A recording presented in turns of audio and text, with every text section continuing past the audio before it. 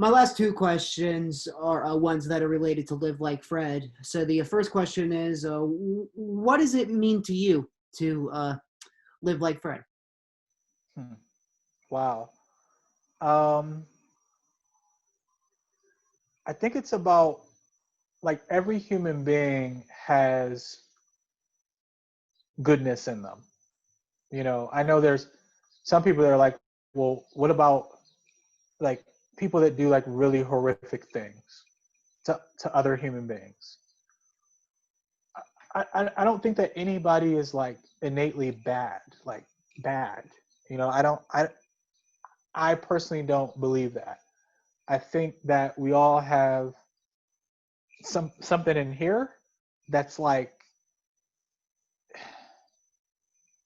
I don't know what to call it. Like Just saying, like, it's like there's always good in people. Is that like something?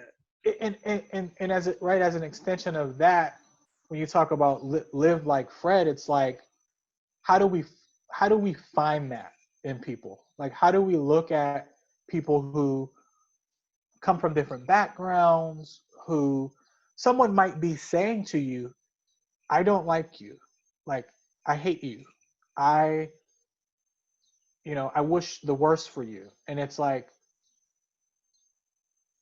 as difficult as it is it possible to find goodness in people who hate openly hate you?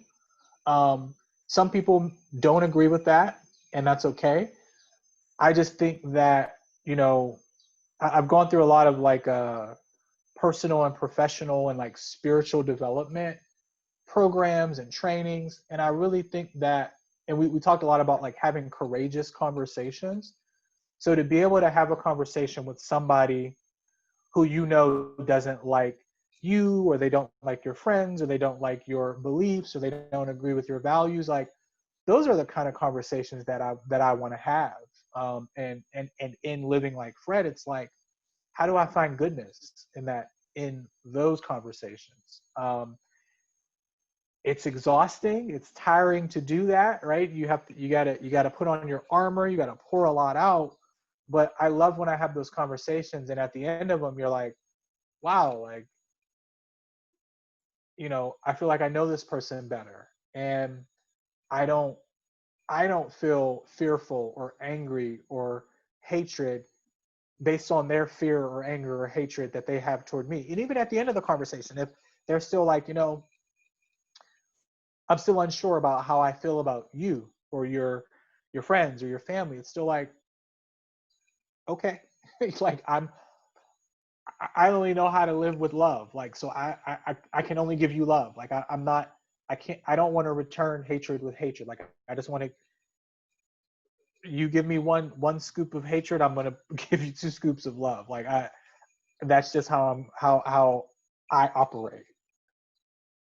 Yeah, I love that you said that, Julius. Because I feel that was something that I think Mr. Rogers, always wanted to teach. That knowing that like you should always try to find the love in people. And I love that. All right, and then our final question is, what makes a snappy new day for you, Julius? It's just what makes a happy, feel good day for you. So I just got these. My wife just got these for me. What is it? Moccasins. I I'm have, a pair- so I'm so happy about these. I have a pair just like those. I used to wear them in high school.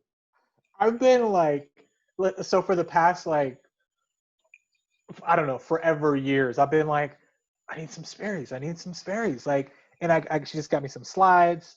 Because I'm a big it's either dress shoes or tennis shoes. Like, it's Not not like you. slides or Sperry's. So now I'm just like, it literally like I feel like I don't know how to describe it. It's really weird, but I'm really, I guess a